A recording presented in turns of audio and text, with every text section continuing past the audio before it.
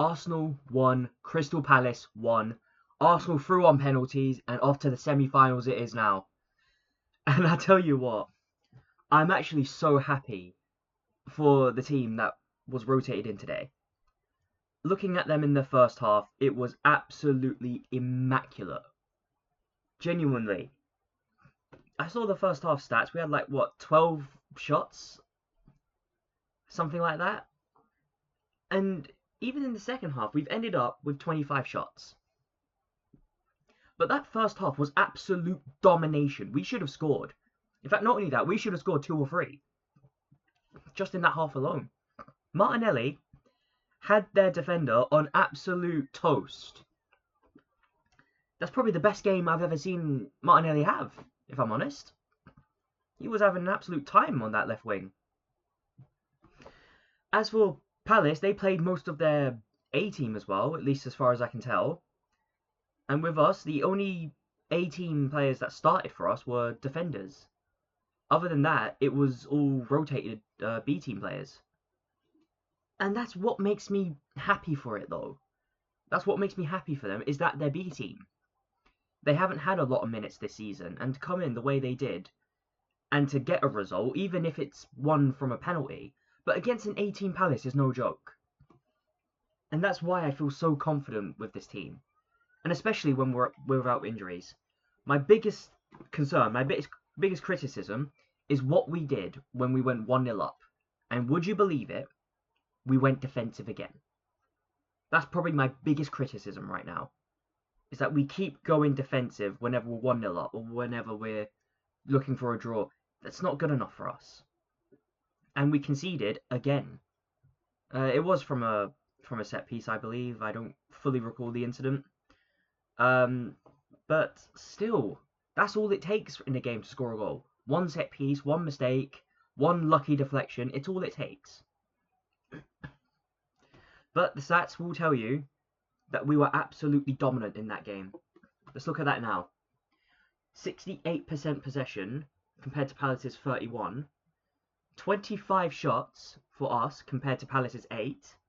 7 shots on target compared to Palace's 1. 4 big chances missed compared to Palace's 0. 8 corners compared to Palace's 2. 449 accurate passes compared to Palace's 169. 81, nearly 82% passing accuracy compared to Palace's 66, and 1 yellow card. But we have to look now at this and say, if we held so much possession, if we held if we had so many shots, if we had more shots on target, why did it end 1-1? And better yet, why did it take an own goal for us to get a goal? It just shows that we're lacking the goals at the minute. I don't know what it is. I don't know if it's just a blip. I don't know if the team's just not really motivated up front. Whatever the situation is, the reality is we've got to get goals.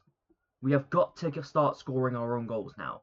We can't rely on teams to give us an own goal. And I know this team's capable of it. I know we are. I've seen us do it before. But we need to be that team now. We need to be that team that goes out, absolutely tears teams up 3-4-0, and then moves on to the next. And until we do that, until we start finding that form, there's always going to be that concern that eventually we're going to slip up. And we've got some difficult games coming up with Brighton and Aston Villa alone in this season. Those 2 games alone could cost us if we're not fully at it. But for now, I don't want to focus too much on the negative, and mostly because it's, the final game before Christmas. For now, I want to look at the team that we played, and I want to look at how well they did. Let me bring up the team right now. And we're going to start off in goal, Kepa. Now, Kepa did get that yellow card. I'm told it's for putting down the ball and then picking it back up again. It's a stupid yellow card if that's the case. But he did make the very vital save. And, he made that vital save in the penalty shootout, and ultimately that won us the game. I'm kind of debating, do I want to give him man of the match for that? I do really want to, if I'm honest. Um, I mean, the only other person I would have given it to is probably Martinelli.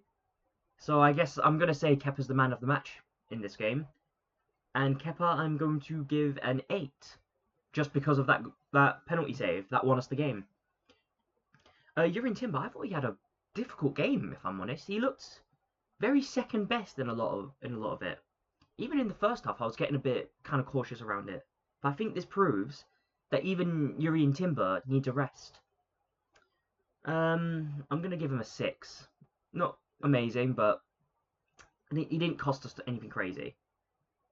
William Saliba. Now, William Saliba was our absolute wall at the back. When Gabriel's not available, it's William Saliba. And William Saliba, the amount of tackles that I saw that man put in, absolutely amazing. William Saliba, he's getting an 8. Ricardo Calafiori. Now, Ricardo, I do think he had a good game. Maybe if he was playing on the left back, I think he would have had a bit more freedom. But he did look like he was struggling a little bit. But overall, decent performance. I'm going to give him a 7.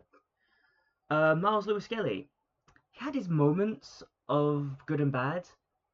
I remember when he got past that defender on his own in his own half and managed to create a lot of space for a counter attack. But I also saw some moments where he seemed a bit sloppy on the ball sometimes. But Lewis-Skelly, I'm going to give him a 7. Mikel Merino. Now, Mikel Merino, as the captain, I liked the way that we were going forward, that we were attacking. And I'm going to assume that that's credit to Mikel Merino, because we were looking absolutely splendid in that game. And Mikel Merino, I will say, I was kind of hopeful he'd get a goal, but I can't be too disappointed now that he's been brought back to the midfield. Mikel Merino, I'm going to give a 7. Christian Norgard, he was absolutely on it today. I swear to you, it seemed like he was first to almost every single challenge in the first half. And that's the kind of player that you want to have. Someone who's just there, who's stonewall in the midfield. Norgard, I'm giving a 7.5. Eberechi Eze, not a bad performance, not a great performance, very average. I'm going to give Eberechi Eze, I'll give him a 6.5. Noni Madueke, I liked again how we went forward. I liked how he attacked. I was kind of hopeful that he'd get into better positions. There was a few times as well that I thought he could have done a bit better, but nothing to complain about for me. Not really, anyway. Madueke, I'm giving a 7. Gabriel Jesus, he didn't score today. He normally scores against Palace. What's going on today? It's a bit unlike Gabriel Jesus, but overall, in all reality, he failed to score as the striker, which is already a concern. But in general, I don't think he had a bad game either. I just don't remember much he did in that game, if I'm honest. Jesus, I'm going to give a 6.5 just because he's probably done something great, but I don't remember. And Martinelli. If it wasn't for the fact that he came off in the 59th minute, I would have given him the man of the match. He was phenomenal in that first half. Absolutely phenomenal. As I said at the beginning, he had that defender on toast. I remember even that moment when Martinelli had the ball, skilled the defender a little bit, and he ended up falling on his ass. But that's the Martinelli that we want to see. That's the Martinelli everyone wants to see.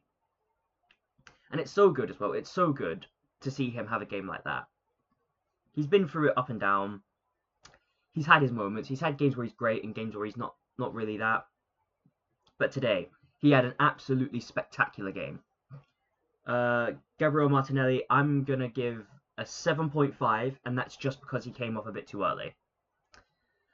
Now, Mikel Arteta, I'm going to have to look at him now and say, right, you took off Gabriel Jesus for Declan Rice, which means we don't have a striker now, so I'm going to have to assume you are planning to go defensive. And look where that got us. We conceded a goal. We went 1-0 and it had to go to penalties. I could have been home so much earlier if it just didn't do that, if we just didn't concede that goal. I'd rather concede a goal trying to score than concede a goal trying to defend. But Arteta, he did rotate pretty much exactly how I said he would. And I'm going to give Arteta a 7. It could have been higher if he just didn't uh, go all defensive. And that's another point, actually. Why did he not put Gyökeres on? Why did Gyökeres not come on? Gyökeres is a great penalty taker. So even if it's just to take a penalty, he should have brought Gyökeres on. I'm sorry, but he should have. Referee. Now, that referee was absolutely shambolic. I'm going to put that bluntly. Shambolic. I actually thought he was worse than the original Premier League referees. It just didn't look like he had that game in his hand whatsoever. Or rather, he did, but he just didn't really care enough to give a lot of those fouls that should have been given. That referee, he's getting a 4. And that's me being generous. The fans, listen, I know that this isn't one of those games where you're going to jump up and down 24/7. I would have enjoyed a little bit more from the fans, at least from where I was standing. But when that penalty was saved, that's probably the best reaction from Arsenal fans I've seen in a long while. I'm going to give the fans an 8. And that is my match review for Arsenal 1, Crystal Palace 1. Let me know what you think down below. Like, share, and comment, and please do subscribe. It really does help out the channel. And I will see you guys for the match preview for... what's our next game? For Arsenal versus Brighton. Goodbye for now.